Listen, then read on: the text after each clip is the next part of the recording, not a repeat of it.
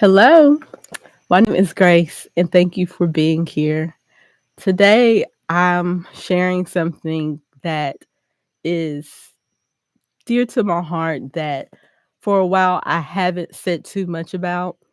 And I don't know what it is. It could be this full moon in Aries, but it's something in me that is calling my soul to reveal truths and no longer living in the shadow of a lie or feeling afraid to be criticized for what the truth is for me. And today I wanted to talk about my experience being in the cult. And this is something that I've talked about over the years, but I feel like I didn't talk about it in a way that was the most authentic way for me because I was still under the mind control of the cult and caring of what they thought of me, and then the pressure of the public with their opinions. And so I felt like a rock in a hard place. Like, what was that experience for me? What did I love about it? But also, what did I hate about it? What were some things that I saw and I just turned a blind eye to for whatever reason. And it took me a while to really come back into this place of confidence and also celebrating this opportunity that I had, but also having to speak some hard truths about it too. Um, and for any of you that are watching this and don't know what I'm talking about, and this is your first time seeing me, back in 2017, I joined, at the time, it was a spiritual movement. And that's what I'm going to call it because that is what it was. It was very positive, it had great intentions, and it was something definitely you wanted to know about or be a part of if you were in the conscious community. And I quit my job, I broke up with my boyfriend, I sold all my things, left my family, left the identity that I knew to join this movement, this spiritual awakening. And I left and moved to Costa Rica. And my life has forever been changed because of making that decision. I didn't know what was ahead of me. I just moved on inspiration and faith and knew that somewhere inside of me, the life that I was living was not what my soul wanted me to live. And that was my opportunity to see what I was made of. And let me tell you, I learned a lot and saw a lot in that experience. But then eventually, as in most of those spiritual movements, or when you get a group of people together and you have one person as the leader, it always turns into some cult stuff. Okay. Always. You see so many documentaries. And I can't believe that I found myself in a situation like that to where I forgot who I was. I lost my power. I gave it to someone else. I never thought I would be that person. But in doing that, it was probably the best thing I could have done to really remember who I am. And so, in most of these situations, when you give too much power to one person, they always get a God complex. And that's essentially what happened. And then I got pregnant and had a baby. And then that's when my priorities shifted and it was time for me to move on. So throughout the years, even though that was 6 years ago, I was there about a couple of years. And after those 2 years of being there, it still was an adjustment. It still was, I still was connected to it.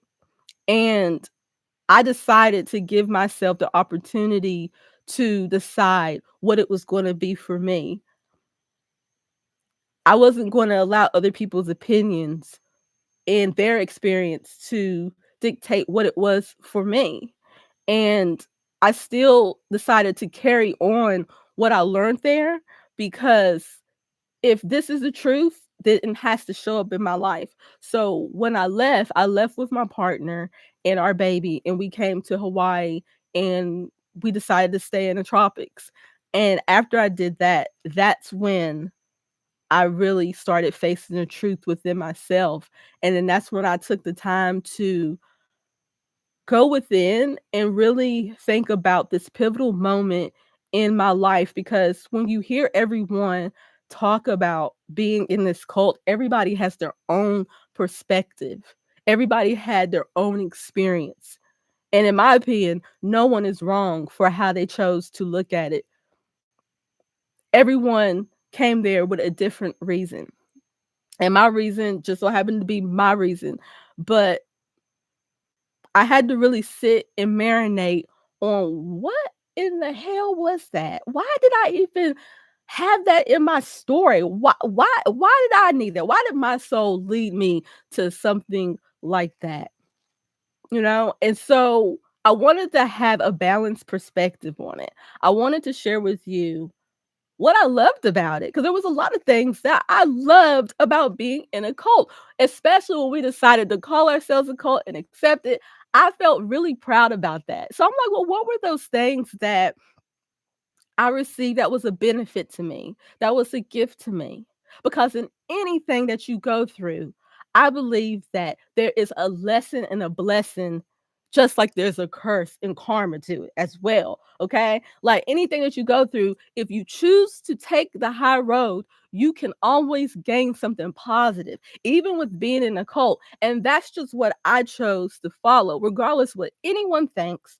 That's what I decided to take on. And because I did, my life continued to get better and better, because I decided not to look at myself as a victim of a situation. Now, when I talk about the things that I hate, it's because I had to be honest. If I want to walk in my truth, and if I want to be authentic, I also have to tell the truth about things that is not hard to that is hard to hear, and things that really disappointed me in that situation. So, if you're ready, let's go. So, the first things that I want to talk about is what I loved about being in a cult. And you'll notice that when I talk about the things that I hate, it's kind of like similar things. So, the first thing that I loved about being in a cult is that I loved being around so many like-minded individuals, because since leaving, I really took that for granted, that when you come out into the world, that you're going to find your people, you're going to continue to find your soul tribe, and you're not going to be on this spiritual journey on your own. Well, I was mistaken by that, because since leaving that situation, it is even more hard for me to find people that are in alignment to what I believe in and where I'm headed. And it was just something so special about being around people that wanted to learn, wanted to grow, and also wanted to heal, and also wanted to be a part of something that was bigger than them. Like we really believed that what we were doing was a mission to save and heal the world at the time.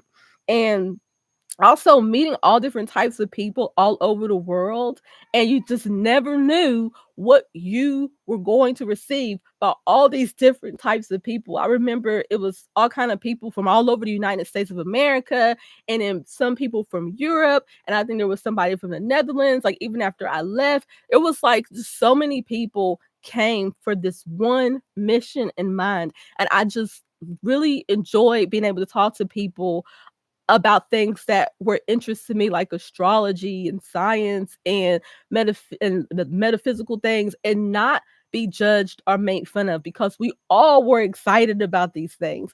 And since then, I just haven't really found people that have the same interest, or at least they want to learn, but I wasn't the smartest person in the room, and I really enjoyed that.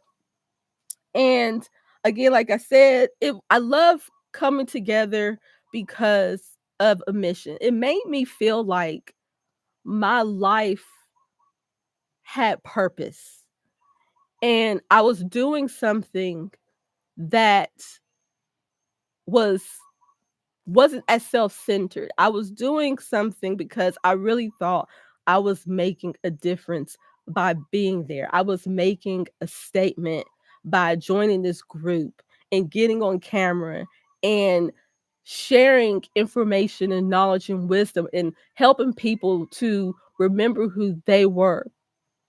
And it was just something so meaningful and fulfilling about that, that that I really loved. Like, I really found myself when I tapped into that part of being in a cult. And another thing that I love is I was isolated from, and I got some stuff I'm writing on, so I won't forget. I love being isolated away from the world. Like, even though I was there to help the world, I loved being isolated from the world because I love that people didn't have access to me to be able to call me or come around me. It was like I was away from everything and I could really focus on what was important. And I love that it was an opportunity for me to really take the time to heal myself, to even understand what that means. I didn't even know that it was something that I needed. And being there, I end up healing my relationship with my mother because, and I think I have this on the list, so I don't want to repeat myself, but being there, it helped me see who was for me and who wasn't for me. Right? Because I know that at the time when I went there, the people that knew me as Stephanie, they were like, "What in the world?" And they were like terrified of what is happening. But the people that knew me, they stood by my side. They didn't try to stop me. And so it was an opportunity for me to see those people that really rocked with me and to see the people that left my life. They didn't want to have nothing to do with it. And so it really helped me eliminate a lot of people that were kind of like dead weight in my life. And to this day, me and my mom's relationship continue to get better and better because I believe of that situation. Because before I left, like way before I left, he had told me, please be kind to your mom. And I was like, what? And then a couple of years after I left, and I was back out here again trying to figure out my life, then I realized what he meant by that. And it took me and my mom 2 years to release a lot of baggage and to heal a lot of wounds and tell a lot of hurtful truths. But now it's like the one person that I despise the most is the one person that I love the most, and I see so much of myself in her that I am proud of. So, and then what's another? Oh, and I loved being an outsider and a rebel and kind of getting like low key famous off of this because when it came to the internet, people were not doing what Carbonation was doing. You did not see a group of people online being radicals and preaching these strong ideologies and telling people that they need to do this and they need to get out of Babylon and they need to come back to nature. And then women, we didn't have our clothes on, but yet we wasn't treated like a piece of meat. It was very radical. We were ahead of our time and I loved it. I loved that we were shaking people up and making people think, and when I left, my cousin was like, yo, you were like low key famous. Like, a lot of my friends were following y'all and they didn't even realize that you were my cousin, and I always laughed about that. But I really enjoyed just the attention we got because I realized that what we were doing was more powerful than I think that we realized what we got ourselves into. Like, it was a dynamic force that we were not ready for or even had a clear idea of what it was, but I know it was so aligned. I know that we had some past life experience together to come in that situation because all of us came from different backgrounds. Like, all of us, there's no linkage to anybody that came through Carbonation except for that one thing in mind, and that was the mission. And so I love that it kind of made us be like these badass, and people were trying to take it down, and people were threatening us, and it was almost dangerous. But it's like, if you think about life, think about how ordinary your life is. Think about how mundane it is. Think about how often you try to like not be seen because you don't want attention. Well, being in that situation, we had no choice. Even though most of the focus was him, but being affiliated with him, you do get a lot of attention that you wouldn't have gotten beforehand. And I'm honest to say that, I'll keep it real. And then also I loved being around the different women because I didn't know going there before going there, I had a female wound. And what I mean by a feminine wound is that I had disconnected from my feminine energy. And if you're one of those women that say that you get along with men and you don't really get along with women, that is because you have a wound when it comes to your feminine energy, when it comes to the feminine side of you. So when I went there, I was able to heal that on so many levels. I was able to be vulnerable with women, have relationships with women, fight with them, but able to see the beauty of myself through all the women that were there, and I really considered them like my sisters, and I'm getting emotional about that. Hold on.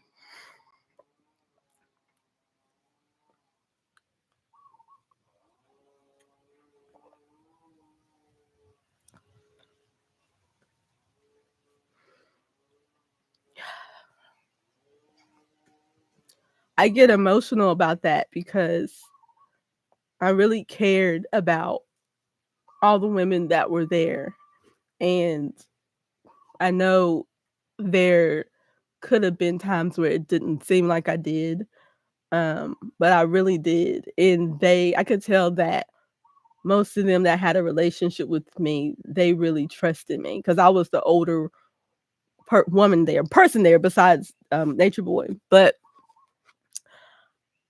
I took on a responsibility that I will always cherish. That I was like the one that they could confide to and trust. That they couldn't trust anyone. They know they could trust me and come to me, and I helped them with anything. But they also made me face myself too. Even though they were younger than me, they were very wise young women, and they really taught me about just embracing that because I didn't realize how mannish I was until I got there. And so when even though we spent a very short amount of time together, like I really did like care for them dearly. And I'm going to talk about why I also left because it also has something to do with that. And I think that's why I tear up and I get emotional about it because just the care that I had and how I really believed in what we were doing and just some things that some backstabbing, some two-facedness that was very common there, and I'm not gonna say I didn't do it either, but when it's done to you, it definitely doesn't feel good. Um, and I liked sharing the household chores. Like when I was there, like y'all might have known me as the cook, right? I was the one that prepared the food and the meals, but I also had the support from everybody there. Like, yeah, I cooked the food, but they also helped me prepare it. And then somebody else cleaned the house. I didn't have to worry about any of that. And I love that. And now that I have my own family, me and my partner, Ketzel, we had to do it all. And so we was like, man, it was really beautiful, a great experience to be able to have a community that is so supportive and that you don't have to be the one to do it all. Because if you think about how society is and the nuclear family is, and even with you being single, it's like you don't really have a lot of support. You are expected to do it all. And when you are in a community or a cult, that's not what it's about. It's about everybody doing their part. It's about you finding what you're good at and you being useful in helping. And that is so important. And now that I'm a mom, the one thing I truly desire is to have additional support helping me with Zen because he's getting older and I can't do it all. I can't manage it all and I don't want to. And I don't think it's fair for him. But then my partner, he has his responsibility. So we're still trying to figure it out. And so I think that's why him and I We're still open to some form of community, maybe not a cult, but if you never experienced growing up in a big family where y'all all lived together and shared everything, slept together, ate together, fought together, it is probably one of the most intimate experiences you can have with a bunch of people at the same time. Okay. And I love traveling to different places, even though we got kicked out of those places because of the controversy. I enjoyed the traveling. I enjoyed how unstable we were. And we went to Belize and I went to Honduras at some point. We was in Costa Rica, we was in Mexico. Like it was like, and then after I left, they went to other places. But I really enjoy just being able to pick up and go and not being so consumed with your things or just the way things are. Not like trying to be like, excuse me, being afraid of change because in that situation at any moment you had to pick up and you had to go because the cops came or he just got inspired to where he want to go somewhere else. But I think that he wanted to stay in Costa Rica forever, but we had to leave because the people that owned the place was moving back there. And so I just really enjoyed being able to experience like different places and just living out of my traveler's pack. I didn't really have a lot, but what I had was all I needed. I had my passport, I had my birth certificate, and a laptop and a cell phone, and maybe a few pieces of clothing and a tent, and that was it. And you know that when me and my partner Ketzel came to Hawaii, we were homeless at some point. Like, but first when we came, we stayed with our friends for a month. And then after that, they said, well, you got to go because this isn't our place. We can't let you live here. And a situation that we got ourselves into didn't turn out the way we wanted. It was not a good fit.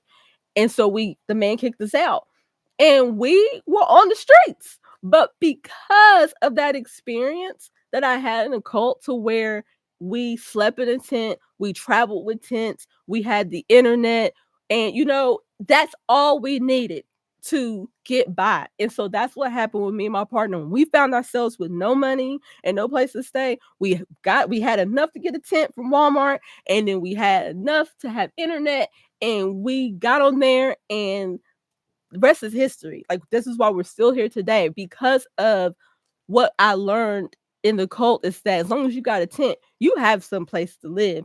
But I'm not telling you to just stay and live in a tent. But when you down and out, a tent will be just fine until you can get yourself together. And that's exactly what we did, and it worked out. Okay. And what I loved. Well, this is what I thought it was. I'll say this. I'll say that. This is what I thought I was in. I loved when I said it about the people. I love that we were loyal and committed and we sacrificed something. Like I love that. I love being around people or even within myself that I was loyal to something and I committed to something that was greater than me. And sometimes in that I had to sacrifice things. And I appreciated that. I mean, like I said, for face value, for what I thought it was, I thought that everyone there, we was loyal and we committed down for the cause, like everyone. And I really appreciate that because I find that many people don't commit to anything. And at one point in my life, I was afraid of commitment. So when I was able to channel that into something that I wasn't 100% sure of, it really showed me a part of my power that you can do anything. You just have to be loyal and committed and be consistent in it. And that's what I got from that. And I love how I was able to see myself. There was opportunities that when I look back at it, I wish that I would have saw that as a lesson because when I was there was a lot of things that happened that made me really uncomfortable and I resisted and I didn't like it. And now, years later, in the life that I'm living now, those same things keep showing back up in my life. So even though some of the things that happened to me, I would have not wanted to experience, it was the best thing for me to see a part of myself that I wasn't able to see clearly, and I was blaming everybody else for that. Now, I'm not saying everything that happened to me was a learning lesson. Now I'm at the point where I can put that blame on someone else that was not mine to carry, but I definitely have the perspective and wisdom to be able to see what was my lesson. What did I have to go through? What was that situation trying to show me about myself that I wasn't able to see? And being there, it was really uncomfortable. Some nights we would have to stay up all night and listen to somebody talk and complain or fight or whatever. And it was just really hard to hear. And sometimes you would be on the chopping block, but for the most part, you just had to sit there and listen. And now I realize the importance of that because that was him teaching us how to handle conflict and how to be there for others and be there for others without your own agenda. Because sometimes I just did not want to hear about what was going on. Like, come on, get it together. But it wasn't about me, it was about the lesson in what that person he was revealing in that person at the time. And because I'm really good at reflecting, I was able to see some things now like, oh, he was trying to help me in that, but it didn't feel like it because now I'm dealing with the same thing and he's not here to blame. Like, no, that was you. Like, I learned to see what was my shit and what was someone else's shit. I was able to separate that. And because of that, it really helped me see myself and it helped me continue healing and growing. And now, like, really embodying my soul's highest expression, continuing to move forward at and continue to get more clear about that. Okay. And let me see, is there anything else? And yeah, I already said that. And this is gonna be funny. The last thing that I liked about being in a cult is that it taught me how to worship because he believed that he was the Messiah. And at some point, I believed that too, that he was the Messiah. Like, he came here to give a message and he had healing powers and he was a powerful force. At some point, I really believed that. And it revealed to me in my life. And he taught me what it meant to worship a deity, to worship God, and to reflect that in your life. And he so happened to be that, right? But the reason why I said I love that about that situation was because I remember when I was a Christian. And when I was a child, I was taught to love Jesus, love God, the Holy Spirit, and live my life according to this entity that I don't even know. I'm just going off because my mom and daddy told me to believe in Jesus and I'm going to church. But I didn't embody that. I didn't really take that on. I was just mimicking what everybody else was doing and I was just believing in something because I didn't want to go to hell. So when I came to carbonation, he taught me how to worship and embody that love and commitment and devotion to something like greater than you. But we're going to get to the part where this is the part that I hate about the cult. And so even though I don't look at him in that way anymore, I still tap back into that same worship and devotion. I pour that into myself because I am God and God is in me. God is not outside of me. And he taught me how to love God. Even though he was using himself as a prototype, he taught me what it looks like to be devoted to something and honor it and respect it, regardless of what your ego says. It's not about you, it is about something greater than you. And if you can tap into that and see this person as your higher self, then you're seeing yourself as your higher self. Like, he is your higher self. And at first, I didn't understand that. I was like, yeah, like, I don't understand what you mean I'm a higher self. But when I was able to accept and take on that he was my higher self, that's when I tapped into I'm my higher self. And even after I left, I kept that I'm my higher self.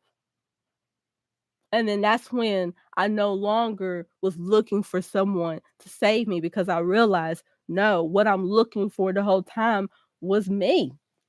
Okay.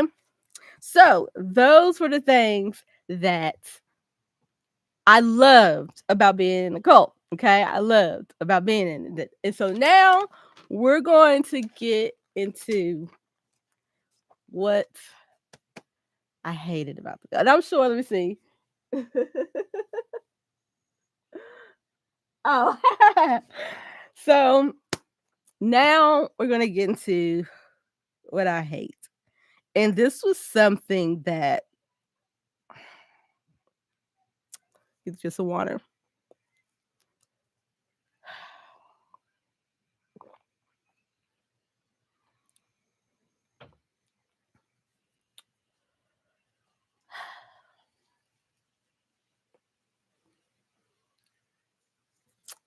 This was something that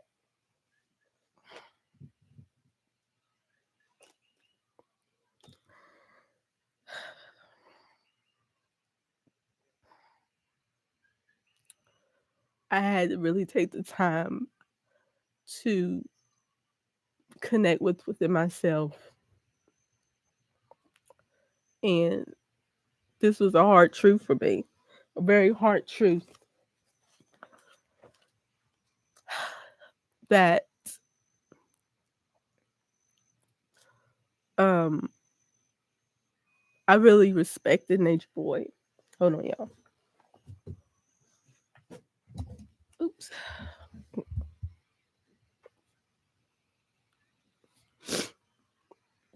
Okay, I can't believe that I'm still like teared up, but I'm not judging it because I know this is like something that I need to share and maybe it'll help anyone else that's still unraveling and processing this the same experience. Um, but I wanted to do it in the time that was right for me, and I wanted to be so transparent because I do believe at that time when I was sharing, I was very hesitant about a lot of things that I wasn't saying. And it took me a while to like finally have the courage and the strength to be like, no, but this did happen. Okay. And just because this did happen, it doesn't take away everything that you did benefit from. But at the same time, you still have to tell the truth. If you're a truth seeker, you got to tell the truth, regardless of who it hurts, regardless of if it makes people uncomfortable, and regardless if it shatters some idea that you had about yourself or anyone else. And the thing is that when it came to Nature Boy, I really respected him. And at one point I loved him.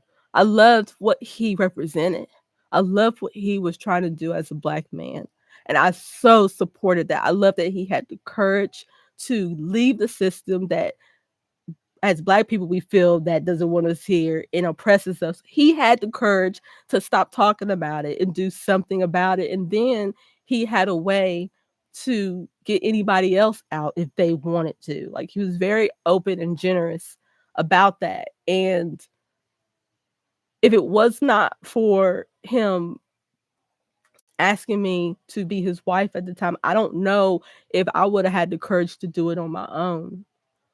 And those were the things that I held on to that I didn't want to speak about the things that were not so nice because I held on to that. And I had to accept and come to the conclusion that this man that healed me, the moment I spoke to him on the phone and just his voice alone healed me from a sickness in my body that I had since I was 3 years old. for over 30 years. It just the sound of his voice and him speaking life into me. I was healed the next day. I'm no longer dealing with that. I no longer have to go to the doctors. And I will say that. I will always say that. So this is why it was such a conflict for me to be able to handle certain things and not stand up to certain things, because that's what I was leading with. Like, no, this man, he healed me, he helped me, he did this, he used to be my husband, provided this, he provided that, and I was only able to see that. I was only looking at that. I was like, no, no, no, I know this is going on, but this is what he did. He helped me with this, and I'm just like, but bro, you're not being honest. You're not being authentic to yourself, and you're not helping him or anyone else by not speaking up about certain things. There is a B. Okay? And I had to come to the conclusion that the man that helped me heal myself also had the ability to harm other people. And that was hard for me to say. And now it's not hard for me to say, but now when I think about it and I say it, that everything that everyone has said about that experience, like I said in the beginning of this video, it's the truth. But when you look at this situation, you can't look at it in a straight line. It can't be like, well, because of this and this. No, it's like, that's true and that's true. Yeah, that's true too. And yep, that happened. And so that happened too. It's like, it's so many things. It's a dichotomy. Like Nature Boy and our whole experience was a dichotomy. There's no just a right thing. There's no just a wrong thing. It was like there was some righteousness that came out of that. And there was some evil stuff that also occurred. And if I don't say that, then I'm the liar. So then that's what I decided to really meditate on that. And like, what were those things? Because some of it I blocked out of my mind. But then when I really opened myself to be honest, I was like, oh, it came in. So the reason why partially that movement failed was because we made the mission be more about him than actually helping people. And I will blame him for that. And I will blame everyone else that was involved in that. Is that we promoted him as being the answer and the savior. But what we did not know was that when you give a man that much power, he's going to have a God complex. We see it every time in all these cults that there's good intentions at first. And then when the leader gets all this recognition, now he believes he should have all the women and have sex with anyone and anything goes. There's no order and they're above the law. And then the people go along with it, even though we have our own moral compass to know what's right and wrong. When you get into those situations, it's like you just throw it out the door. And I'm gonna get into why I think that is. And I can only go through my perspective of why I think that is. And that's all I got.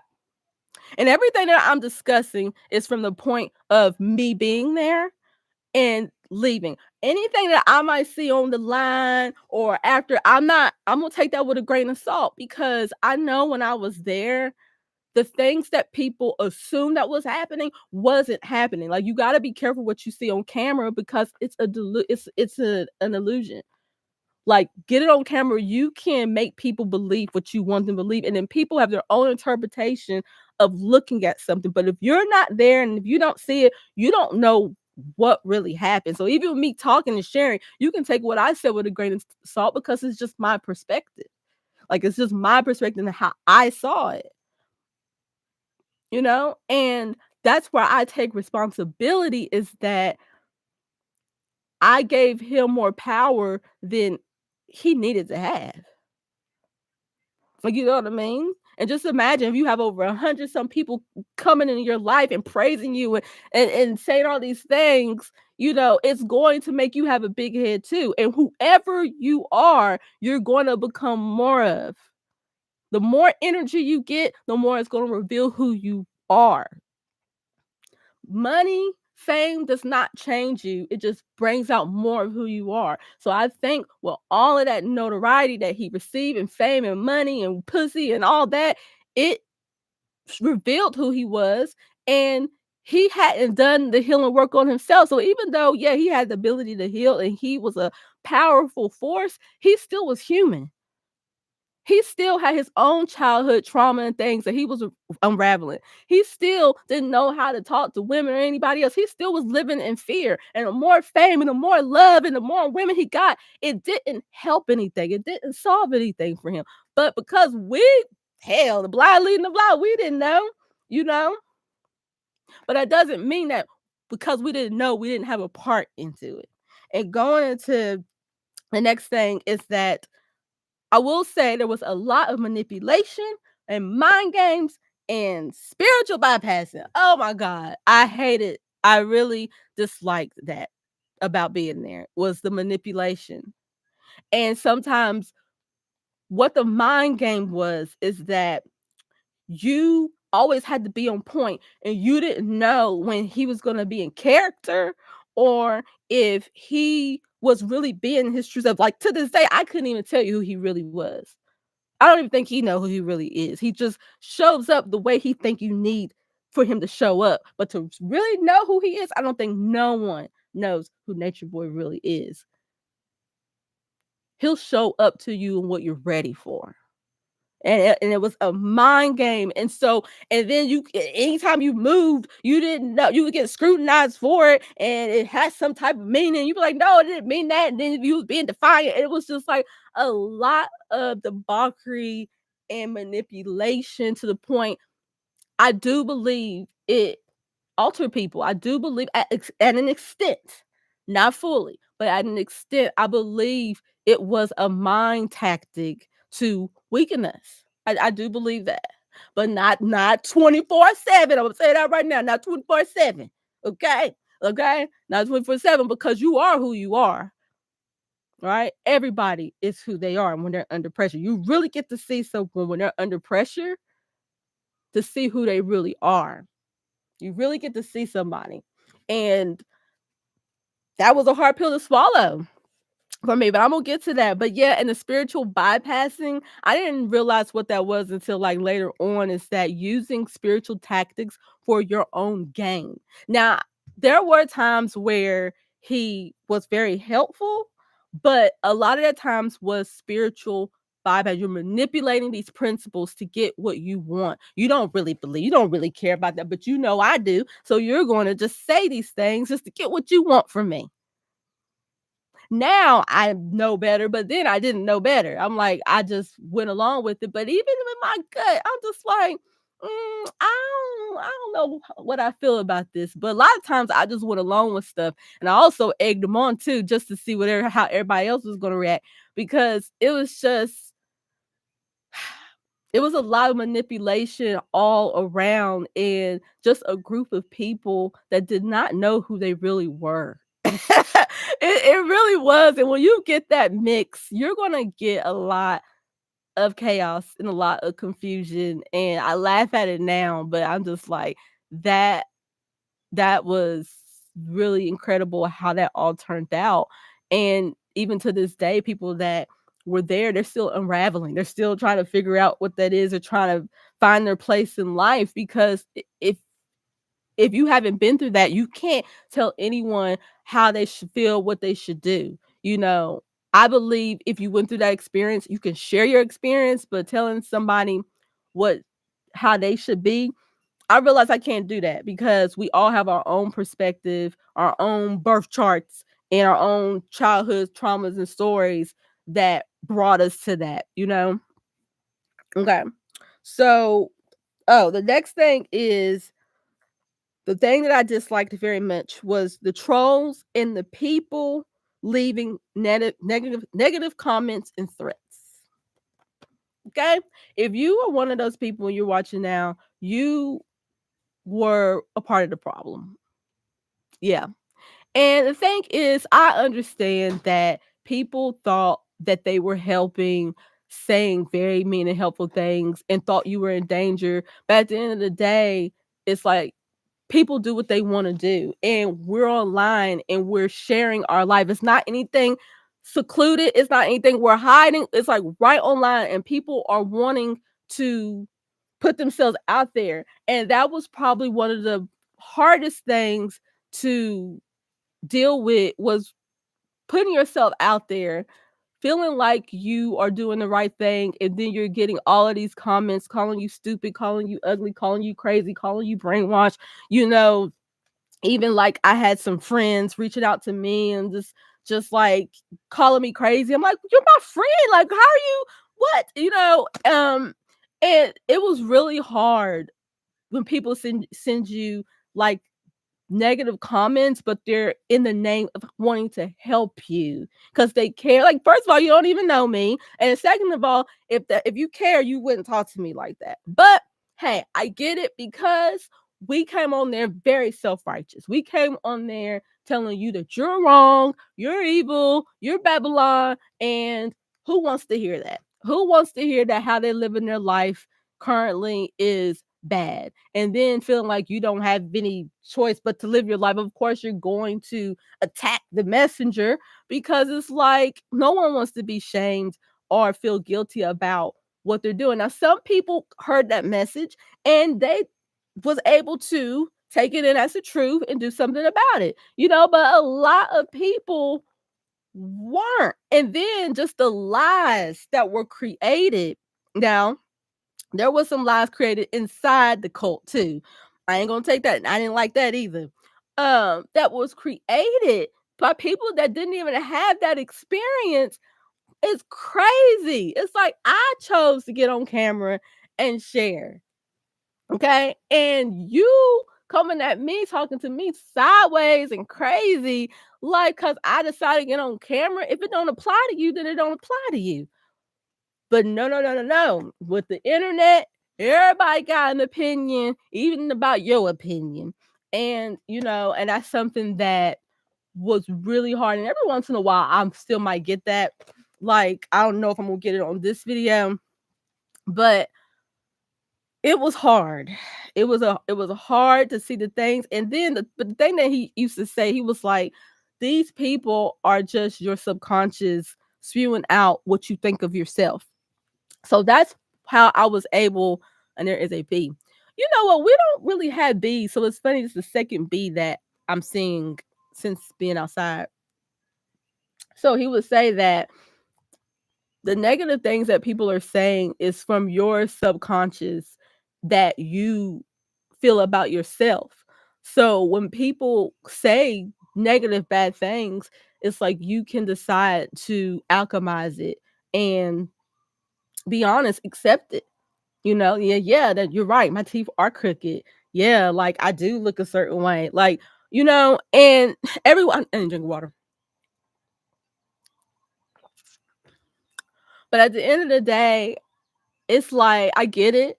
That was a hard situation to see, especially when you didn't know what the hell it was. And then yes, it was a cult, and the images that we see in cults are usually fatal, and the people are not doing okay. And so I know it was a lot of fear and concern that came from a lot of people online, but that don't give you a right to just say whatever you want. Like, you're just as harmful as he is. And if anything, if you're going online and you are giving strong opinions, hateful opinions about someone and thinking that you're doing it to help, now you have the savior complex. Because mind your business, let the people like figure out their life. You could be like, hey, I'm here if you need anything. But if you really want to help, but thinking that your way is better and you're going to try to convince somebody to follow you, now you have the savior complex. That's why I no longer say I'm trying to help people. No, I'm not. I know I can't help you. I can't help you. If you need a guide, if you need some encouragement, yeah, but to think that you're here to help someone, it means there's something wrong with them. And that is borderline savior complex, and you got to be careful with that. And I think that's how we all attracted each other, because we all wanted to help, but then we was looking for this savior, and it's just a recipe for disaster. Mm. And then going into that, being told we were brainwashed. I know a lot of people have their own opinion about this, and I'm going to share my opinion about brainwashed. I disliked very much that people believe we were brainwashed, and then people, even after they left, they said they were brainwashed. We were brainwashed before we got there. Okay, we were brainwashed way before we got there. Because we were brainwashed, that's why we attracted that situation. Nature Boy didn't brainwash us. Remember what I said about the savior mentality. See, I was told as a child to believe in the savior long before Nature Boy came along. I was told about Jesus. He's the savior. He's coming back to save me from all my sins so I can have everlasting life. So if you grew up in a church, that's in the back of your subconscious, and you're going to move like that. You're going to move thinking that God is outside of you and that there's something wrong with you and you have to be saved. So all your life, you're going to look for these things, these peoples, and situations that replicate the savior coming to help you. And this is why we can't be independent and sovereign in our thinking, because we were brainwashed when we were children that there is something outside of us that knows better. Excuse me, y'all.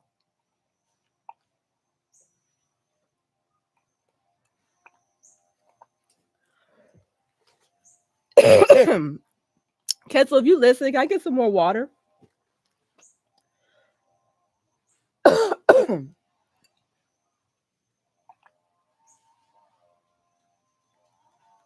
Yeah, I'm gonna take a quick second. Sometimes when I talk too much, I choke. Hold on, y'all.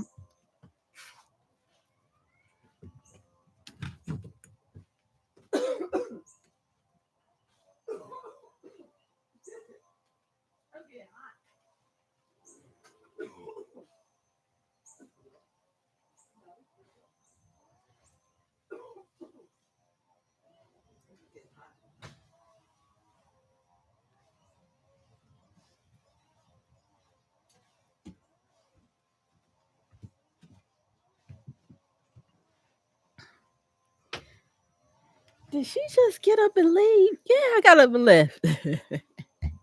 And my throat gets, I can't even talk right now.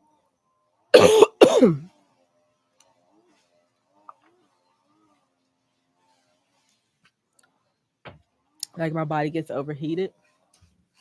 And my throat gets dry.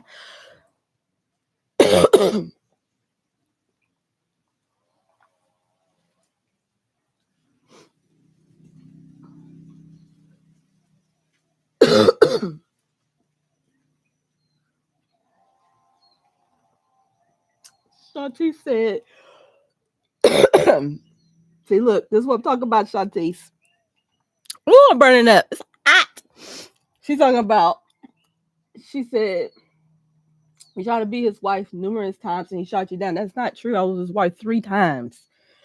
I was his wife 3 times.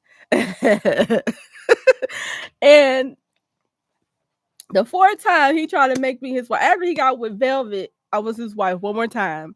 But then after that, I was like, you know what? I'm done. I said, I'm done. I don't want to be your wife no more. Mm-mm.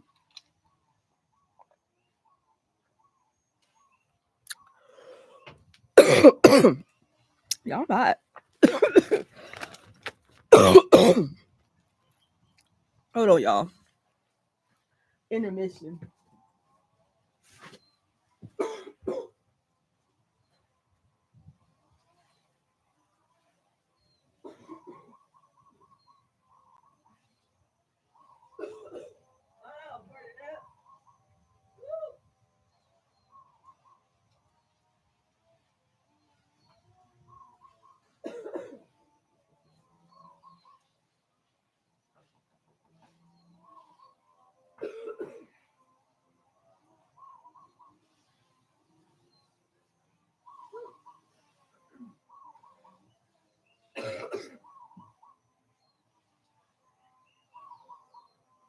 Mm.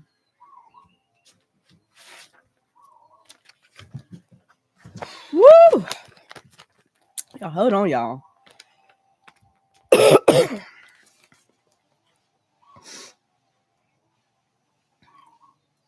If y'all have any questions, y'all could put it in the comments.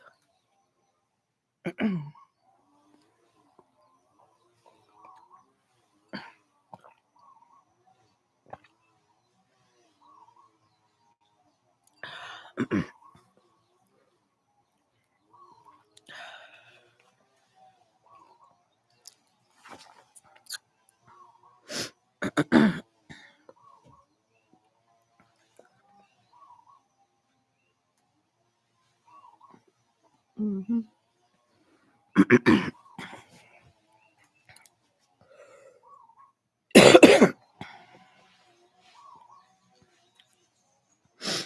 Mm. It's funny. I'm not talking. I'm getting more people in the room, but y'all, I'm burning up, and I gotta take a break. I've talked for an hour, but I'm gonna stay on.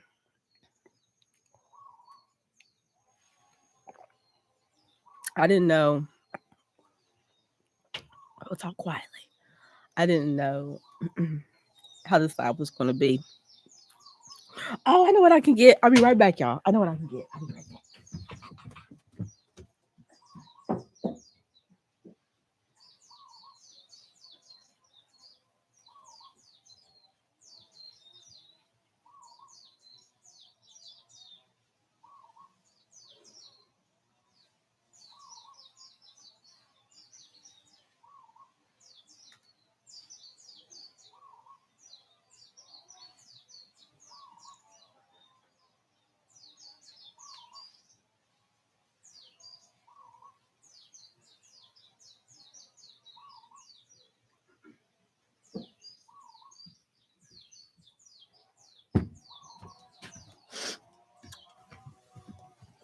All right, I got me one of these. Y'all, Kessel has this whole setup, microphone, camera, my laptop. It's like I feel like I'm in a production, and I thank y'all for your patience. Um, because this is just me coming to you like if y'all were at my house or if I was in a room, and I'm just opening up about my experience being in the cult and what I learned from it and what I didn't like about it. That now I feel more comfortable sharing and talking about. And Michelle said, Grace, you used to be very rude and talk down to the audience. Yeah, it was. Yeah, I definitely was because y'all were rude. And I didn't know how to and I was doing something that I was learning, and I was coming out and putting myself out there in a real way, and it was me defending myself because I didn't know who I was. And y'all were really rude. I think we all were rude to one another. I don't think it was like one side was rude, because if you had people coming at you directly attacking you, like not attacking what you're saying, but attacking personal stuff, like, yeah, like that's gonna be cause for you to get cussed out, because it's like you wouldn't do that to a person's face. So just because you're doing it on your phone, it doesn't make it any better. And y'all, I'm telling y'all, if y'all would see the comments, I mean, y'all see the comments, the things that people were saying, I'm like, oh my gosh, like, who are you? I would never, I don't care how rude someone is or what they're saying that I disagree with, I would never be rude and say something nasty, I would just change the channel. Like, come on. It's like if somebody says something that you don't like, you have every right to be like, you know what? This isn't for me. I'm not watching this. But no, people invested their lives. So just because you wasn't in the cult of carbonation, you still was a part of it. You watched it. You followed along our stories. When we left, you was giving money, helping us figure out life. It was also your story too. And that's the thing that I didn't realize until later on is that your part of the story was living vicariously through us. Maybe in your past life, you was in a cult and you went through all kind of things. So in this life, now you're observing someone else, and so you're projecting onto them what you would do if you was in the cult. And when you see them doing certain things, maybe it's triggering something in you that you're seeing them do, and you're like, "Oh hell no," And of course, we're going to attack you if we feel offended. Like, you know what I mean? Like, oh, thank you for talking about the way I look and saying that he didn't want me. Thank you for that. That is so kind of like. Now we're gonna like first of we're gonna be especially when you're still trying to figure out yourself and trying to learn yourself. You're gonna feel very, very offended. But then I realized in this situation that it made me look at life differently. Like when I hear things about celebrities, I take it with a grain of salt because I've been in that situation where people ran with something about me that was not true, but the world was like, girl, that's true, that's true. Even after I say that's not true, you still believe it. So it's like these tabloids that you see, you don't even know if they're telling the truth. So don't live your life vicariously through these celebrities because you don't know who they are and what they're doing. You're just going off what you see on TV and on these magazines. Okay, so back to this, if I can talk, y'all. So being called brainwashed, I believe nobody was brainwashed. I believe everybody came there because they wanted to be there. Yes, people were manipulated. Yes, there was some mind games and there was spiritual bypassing, but no one can brainwash you because what you're now saying is that someone has taken your free will away from you. No, no one has not taken your free will away from you because you still have a choice. Now, what makes it feel uncomfortable is that whatever you choose, there's going to be a consequence that you're not going to like. And he definitely put us in those situations of making it hard to make a choice that connects to our moral compass, But I will say no one was brainwashed. We were all brainwashed before we got there because we all at some point believed in Jesus and we believed there was a savior coming to save us. That's where the brainwashing came from, and we were little children, so we didn't have a choice. But if you're a grown-ass person and you decide to do something and that shit didn't work out the way it wouldn't work out, and that person was doing all those things to you, no, that's a choice that you stayed in it.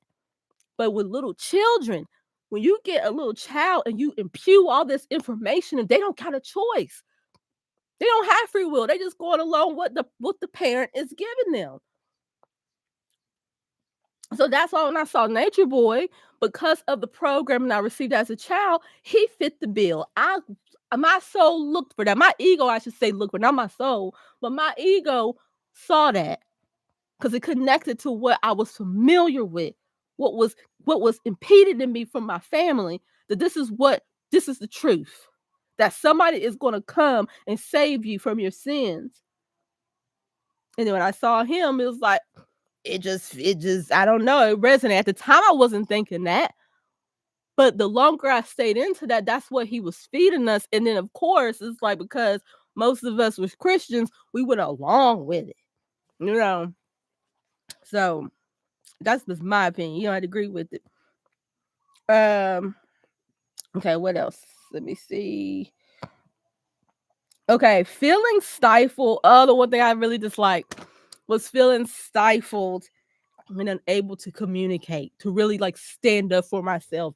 Like that is the one thing that I can say that we all felt like it was opportunities where we had to articulate ourselves, but your throat chakra was closed. And I believed it was because his energy was so big and he was always talking.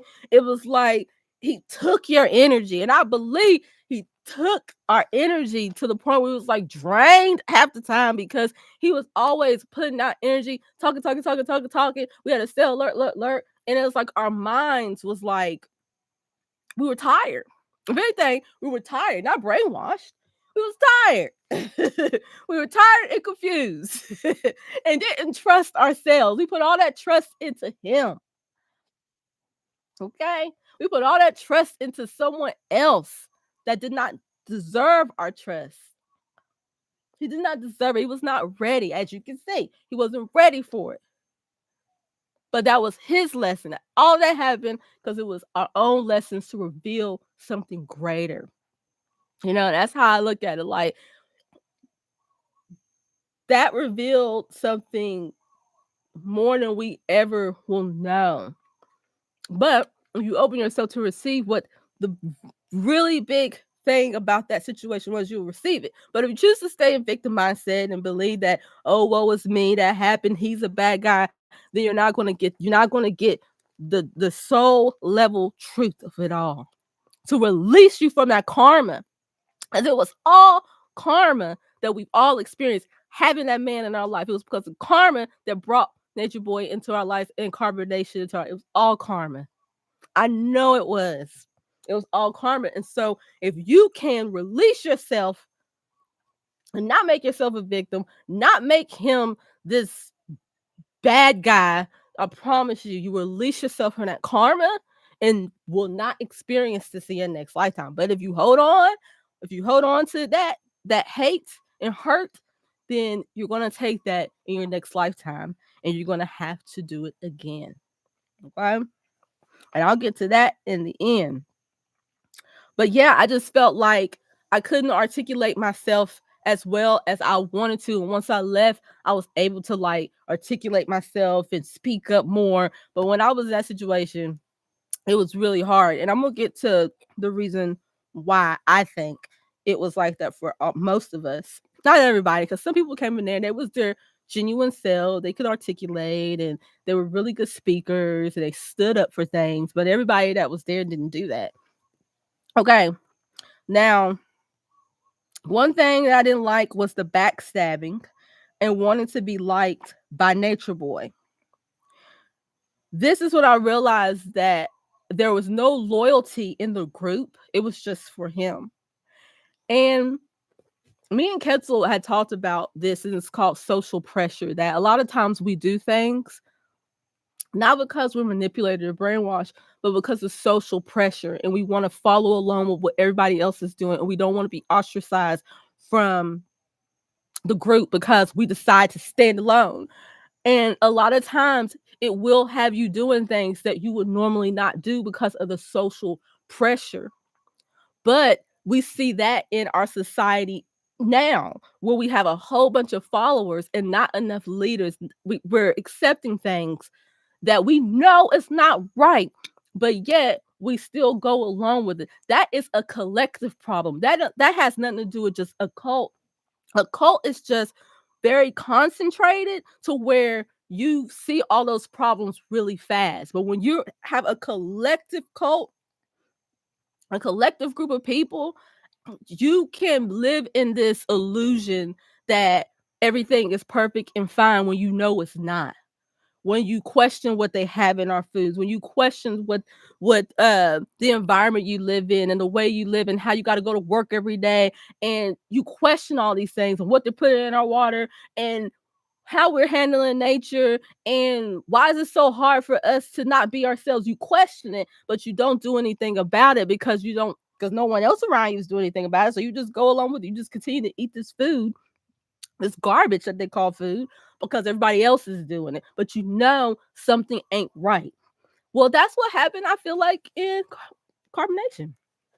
And so we knew a lot of that stuff wasn't right, but we went along with it anyways. We went along with it anyways, and we didn't say nothing because we didn't want to be pegged the one that's out of tune.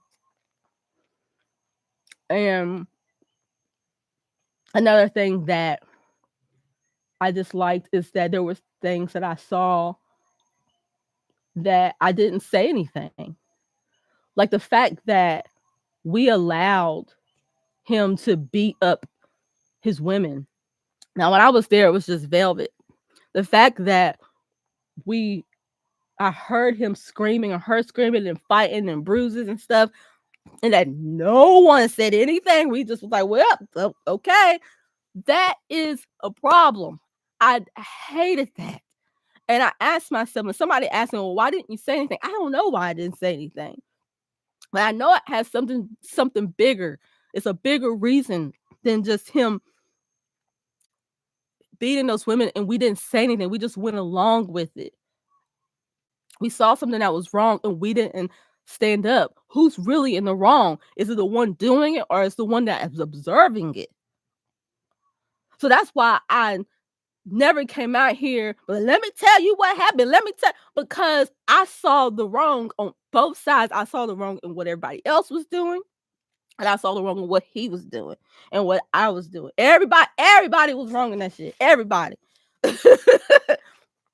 There ain't nobody came out of there except for the children that didn't have no responsibility to what happened. We all had a part to play. We all accepted things that we should not have accepted. And that's the one thing that now I'll be like, dang, I should have did something, is when I would hear him fighting with those women. We should have called him out on that. Be like, no, you calling everybody else out on their stuff. We need to call you out on yours.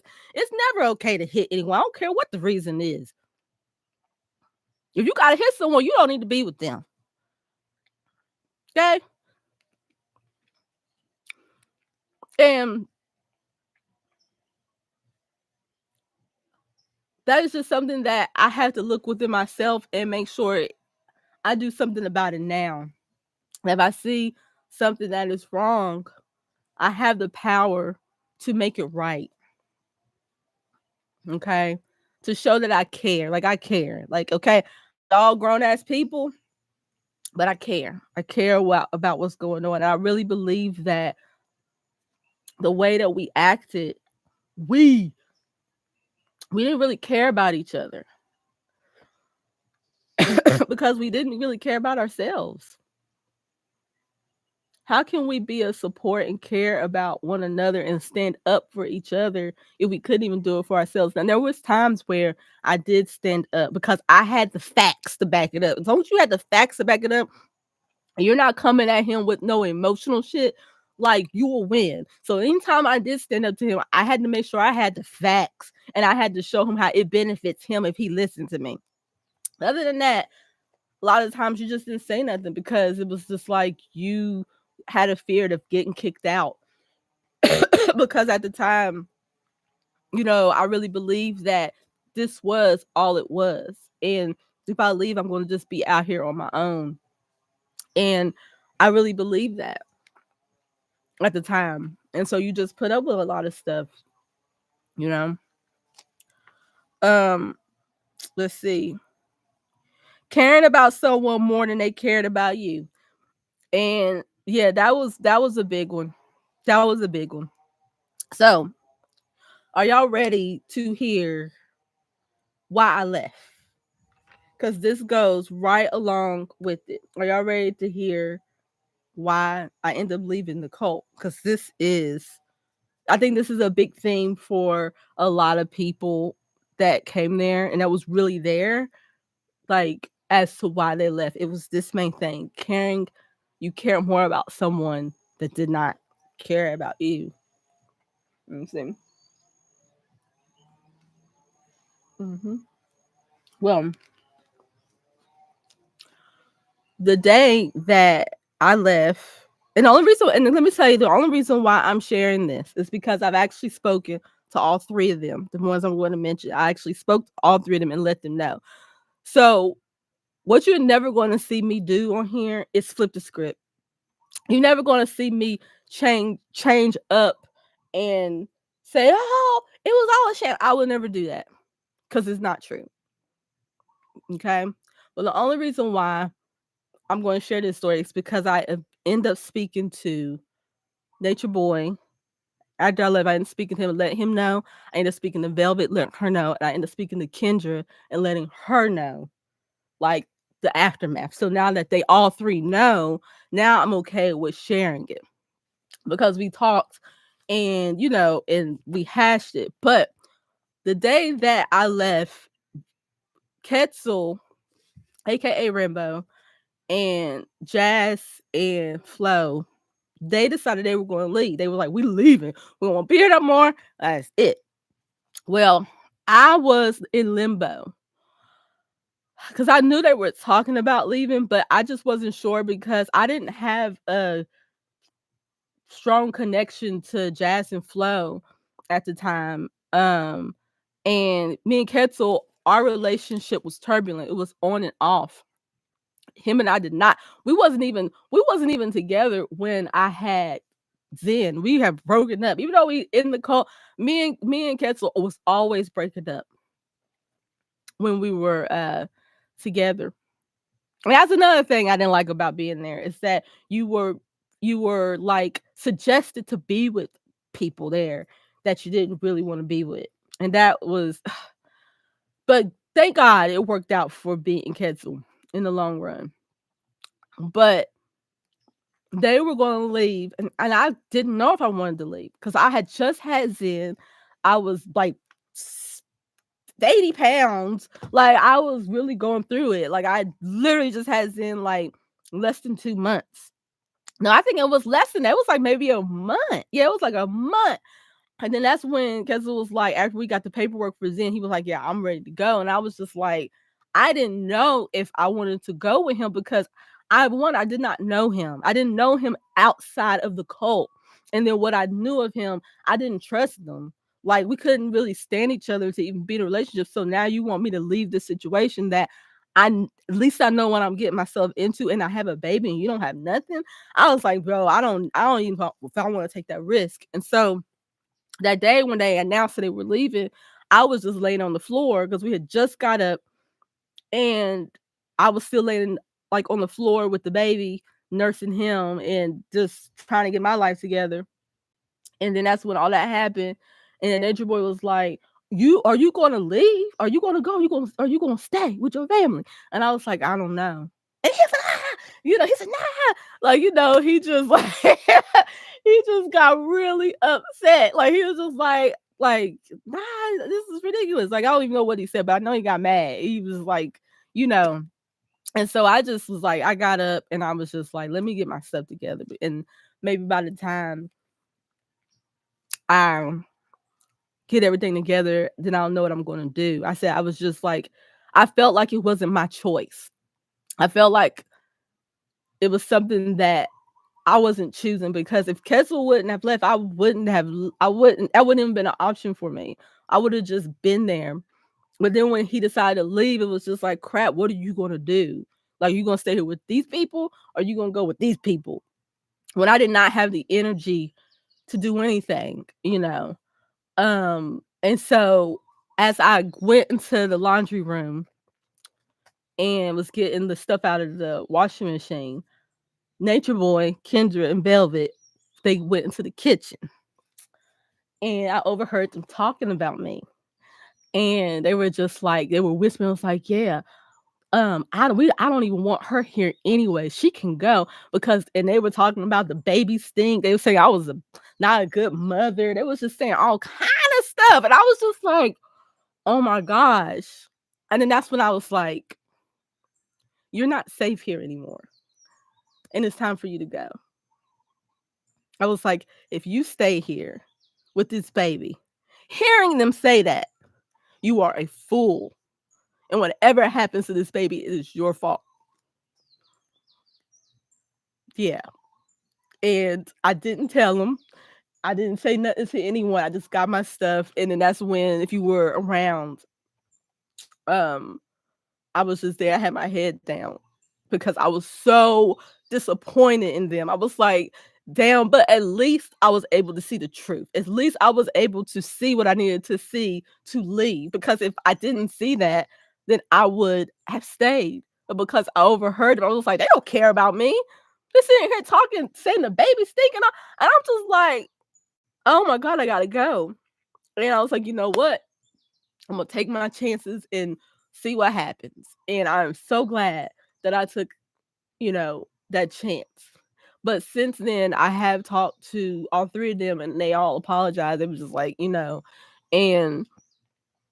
but it was still was hurtful. It still was really hurtful because it was like this was something I like really believed in, and I really cared about these people, and just to see how we were so two-faced. We didn't it's like I cared about them, but at the same time, did I? Like, you know what I mean? It's like, did I care about them?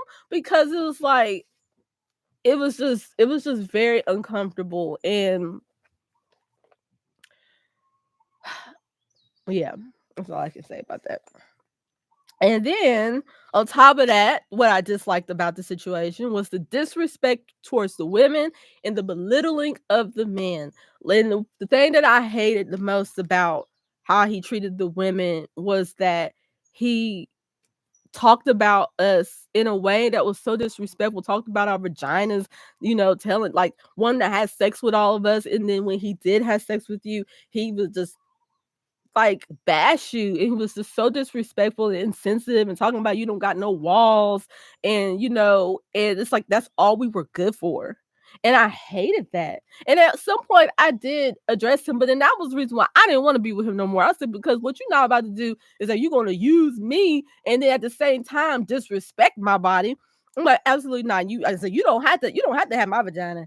You don't have to. You can talk all the shit you want, but what you're not about to do, you're not going to ever touch my body like that again. Because it was like, what does that say about me if I be with someone that would talk about me like that and talk about other women like that? And even the way that he would do the men, he would belittle the men, so then the women wouldn't even find the men attractive, because he would always find a way to make them look less than.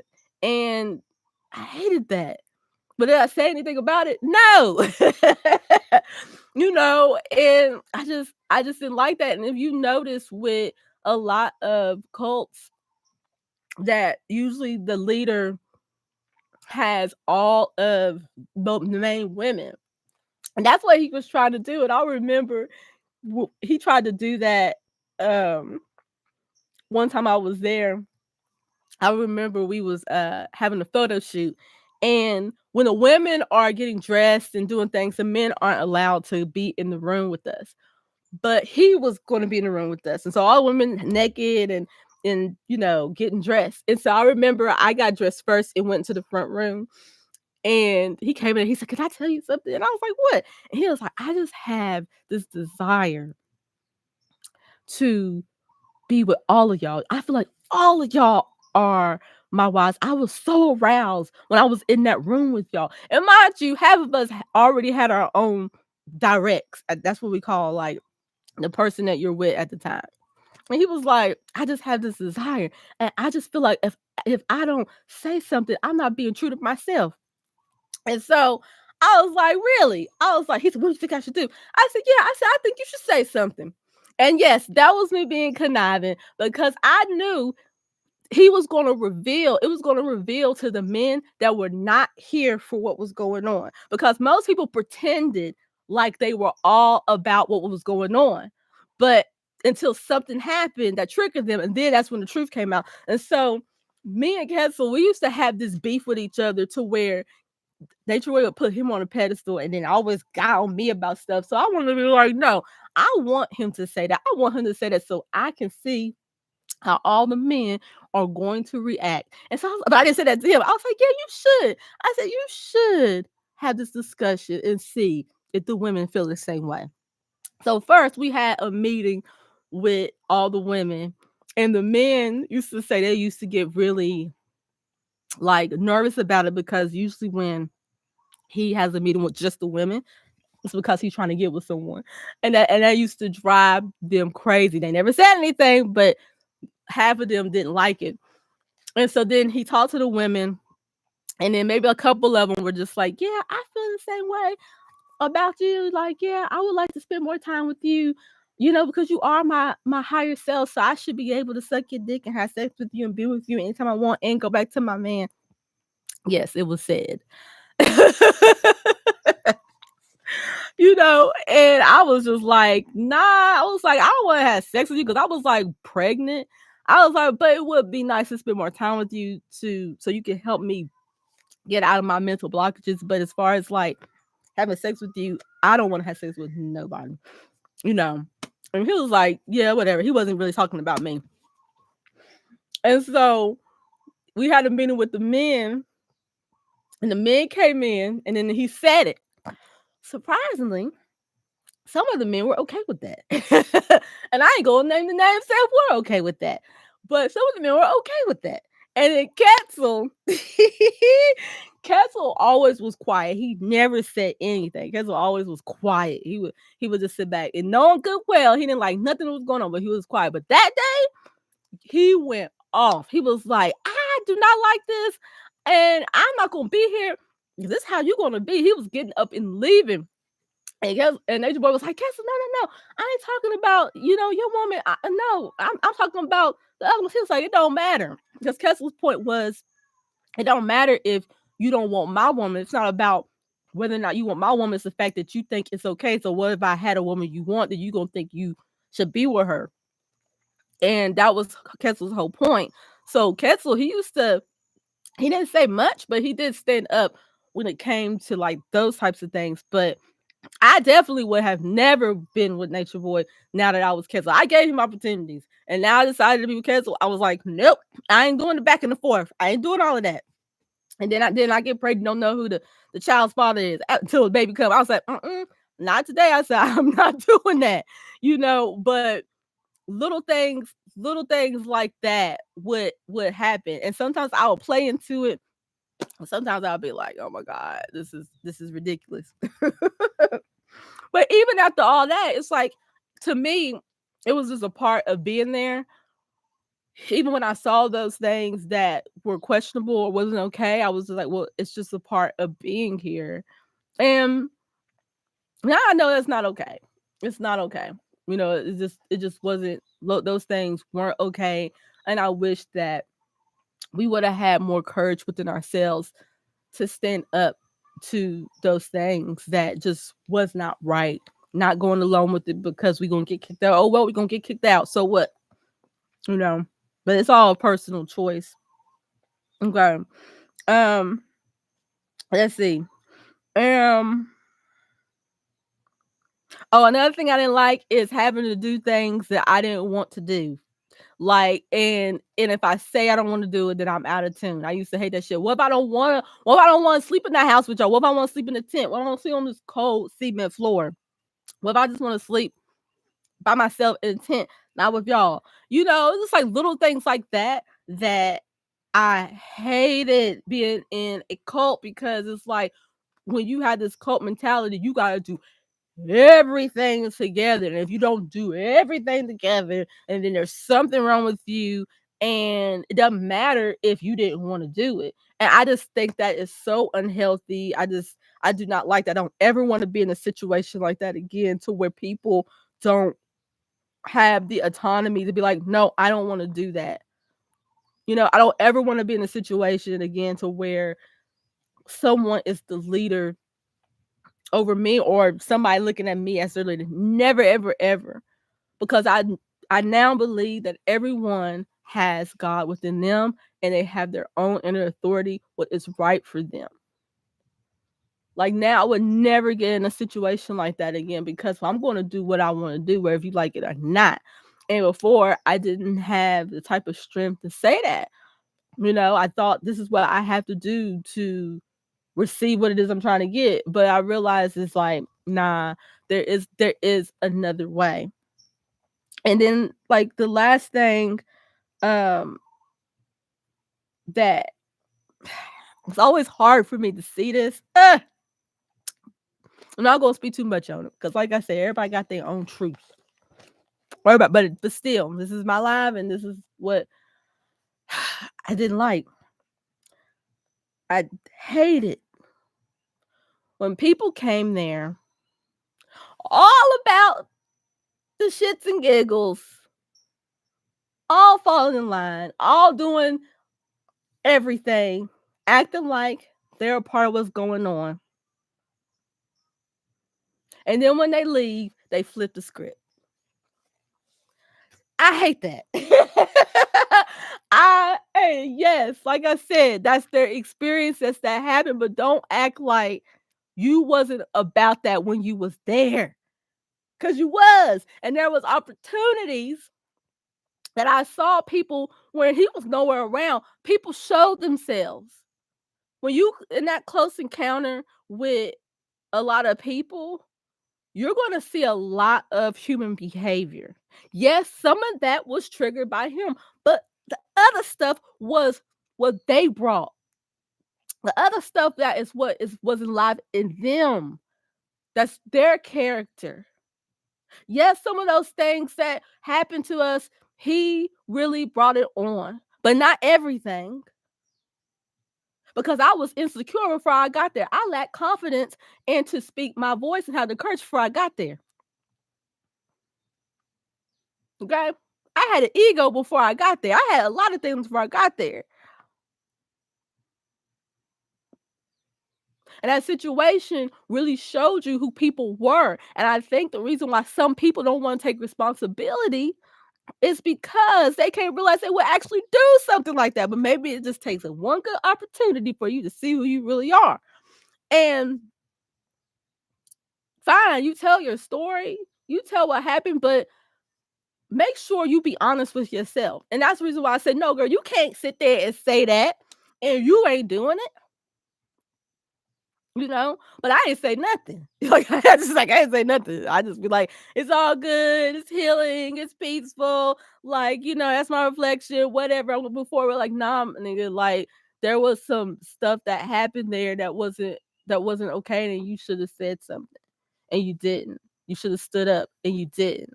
And there's things that he said and did that he should have been called out for it, and you didn't do it. You know what I mean?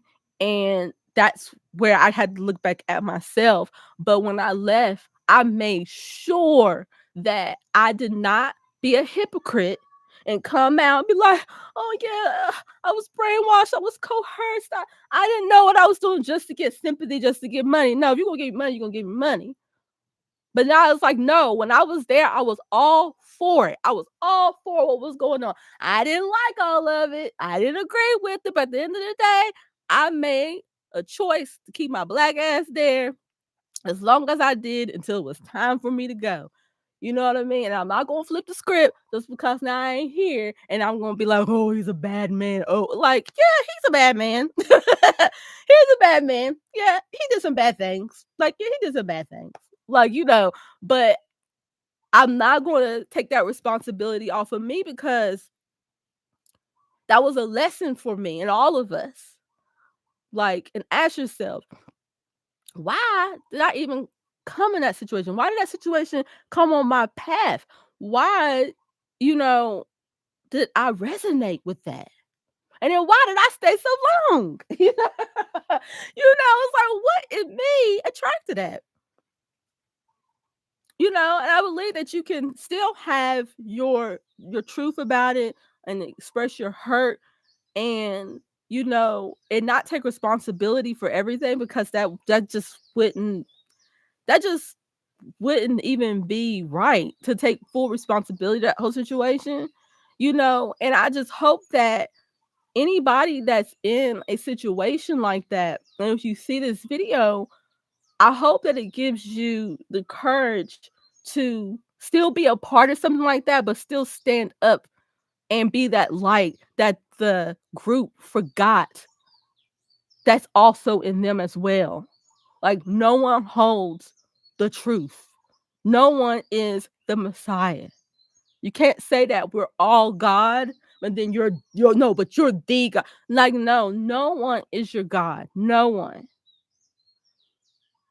Yeah, there are people out here that has gifts and talents and they have the ability to help you see yourself in a real way, but they're not your savior. And I want to apologize for if I said anything to anyone today that was in it. I ain't talking about nobody that wasn't there. That if I said anything that offends you, if anybody that so happens to watch this video, um, that is not my intentions. It's just my perspective. It's just my opinion. And I do want to apologize for saying things to the people that were in the group that deflected from what happened to you, because I believe everything that happened to everyone that they say that happened, it did. It did happen. You know, if you feel you was brainwashed, okay, that's your truth. I can't. But this is my opinion. I don't believe that we were brainwashed. But if you think that's what you were, if you think you were a victim, of cults and all this and that, then that's your story. That's your truth, and that's your opinion about it. And it's not for anyone to take that away from you. And I say that on camera because I don't want nobody to do that to me, even though they might, But I just want to say that to end it to anyone that was in that situation is that I hope that one day that you can look back at it and be proud of yourself. Like, be proud that you did that. You had that experience and you got out of that experience alive.